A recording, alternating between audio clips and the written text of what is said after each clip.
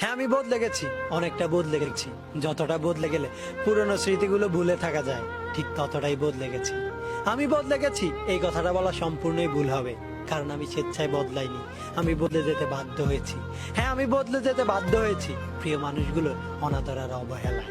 সবসময় আড্ডা দেওয়া মানুষটা আজ একা বসে থাকে, সবাইকে হাসি খুশি মাতিয়ে রাখা মানুষটা আজ নীরবতা পালন করে, সবার সাথে কথা বলা মানুষটা আজ চুপচাপ থাকতে ভালোবাসে। যার জন্য এখন আমাকে প্রতিনিয়ত শুনতে হয় আমি নাকি বদলে গেছি।